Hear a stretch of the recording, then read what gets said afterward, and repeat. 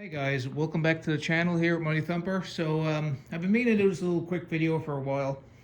I've had a lot of random comments on this the big girl build, the lifted trike.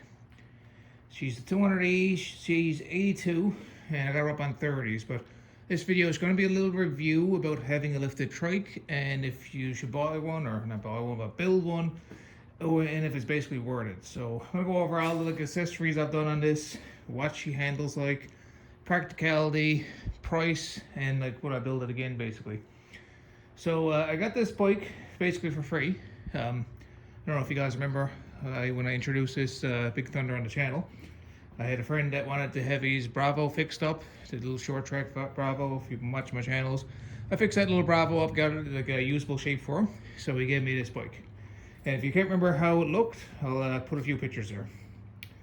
But yeah, I got this bike for free. She's still smoky. I got to do my piston and the top end. I literally have it there in the box. I just got to pull the engine out, and I haven't got around to it last winter with all kinds of stuff going on. And right now it's turning into summer, so this might be turned into a fall project, or maybe this summer, depending on what happens. But yeah, anyways, so I have 5-inch lift on the rear. I got the Swamp Outlaw kit on her, which stretches her out a little bit. I think it's like 2-inch stretch or so. 5-inch lift on the front. And what else we got going on here? So I got a 70-inch or 72 sprocket on the back. You can see my axle sleeves are heavier and reinforced. So a couple things. When you're doing these lifts, I had a full nice kit from Swamp Outlaw, and I bought the rear and the front. But the guys, I think they don't make them anymore, but you can actually message them. They sell plans like to build them. But if you are trying to like lift a bike, like a 200E, you have a couple options. You can either make up a lift like I got down there, which I'm not even sure if you can see. Yeah, you can still see it. Or you can like get an old frame, chop the brackets off, bolt it down below, weld it up, and for the front you can get some pipe and sleeve over where the forks join. Put a few welds. If you got a machinist friend and a good welder, you should have no issues making the lift. So 5-inch lift is absolutely perfect. I wouldn't want any higher, and I wouldn't really want any lower with the 30s. So the lift's best kind, we can understand that. The next thing is the tires. So right here I have two mud hammers. I think sledgehammers, that's the proper name, sledgehammer. 30s on the back, and I have a mud light on the front. These things drive like a tractor. Literally this bike, this whole build, she handles like a tractor. So it's really up to you guys when you're building something like this. This is not really a trail bike. Like, I can drive this on trail all day long, no issues. But compared to like something like this is going to drive way more comfier on a trail. However, if you're riding mud, you're riding like hard rock type of stuff, deep water, potential bog, this is the girl you're going to want to take. So it depends on what you want to do. The 30s, she can handle the 30s no problem. I'm pretty heavy still, and I'm working on it at the moment, but she throws me around, no problem. I'm not worried at all, because of that 72 sprocket. And I usually don't even use the low gear. Like, I usually just keep her in high. So she can handle 30s. If you want a good trail bike that's going to be not as aggressive as this bad girl, you might want to go with like 27-inch tires, maybe 28s, and maybe a slightly less aggressive. But like literally, you point this bike, and she'll go farther places than my quad that I had would go. So I used to have the Kodiak. I actually got her stuck one day, and I went through the same hole on this the same day, and guess what? This thing just crawled. It literally never put a sweat on her. So those tires, it's really up to you guys. So for what I got done on the back, they are 400EX hubs, which runs the 4x110 bolt pattern. On the front, I have an adapter. It goes 450 down to 4x110. That was made by Swamp Outlaw, which, as I mentioned, I don't think they're in business anymore. It's just like an adapter. There's a couple options. Most Honda wheels are 4x110. You can get like a 4x156, I believe, is the Polaris ring. If someone knows, drop it down below. But I've seen guys online, they'll take like a 4x150, use the factory hub, slightly drill the holes out, put a few washers on her, and boom, you got the wheel fitting, or the rim fitting.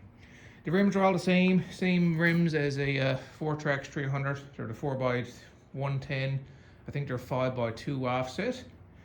So they're fitting perfect, no issues with those at all. So a couple things I've learned about is originally I had wheel spacers and brought the rear end out about 5 inches wide, and with those wheel spacers it bent my axle. Like I was going hard on this bike one day and I hit like a bump, like it was kind of like a ingress hill, and anyways I bent my rear axle, chain popped off.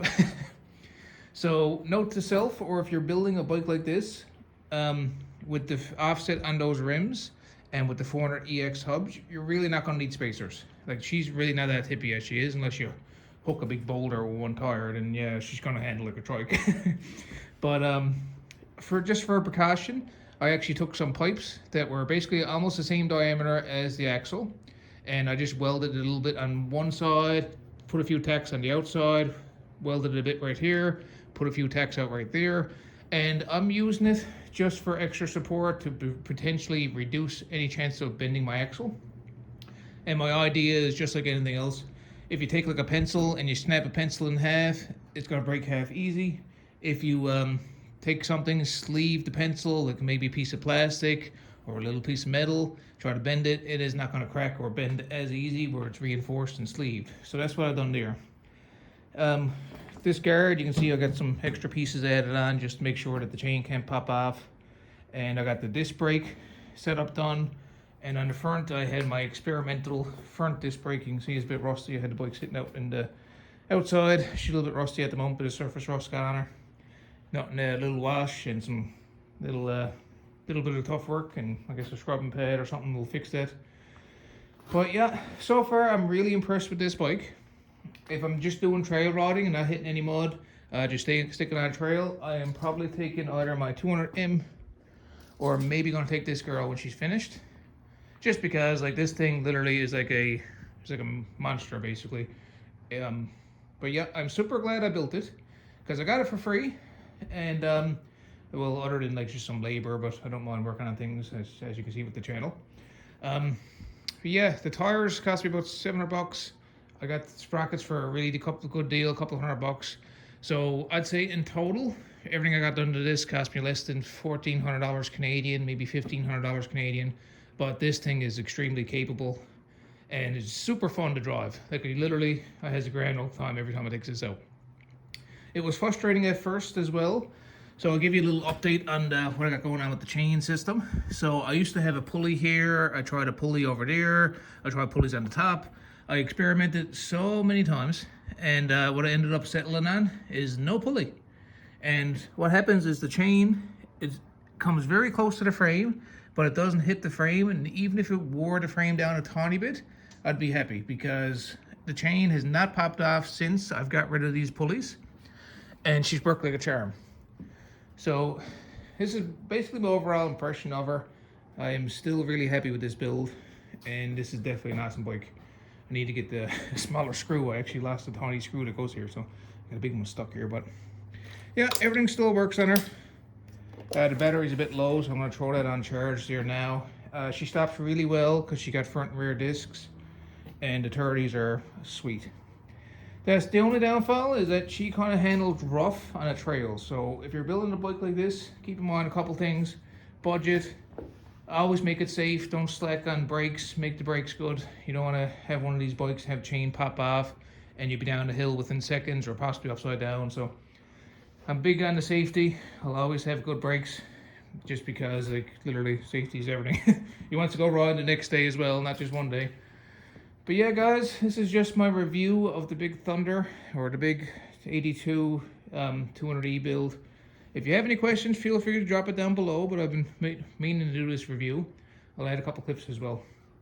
Alright guys, I'm going to start working on this thing now. This is the next project. So, as you can see, I still got my work cut out for me, but that's it. That's what projects are for. Okay, thanks for watching. Hey, if you got any questions, drop it down below. Appreciate it again. See you guys. See you later.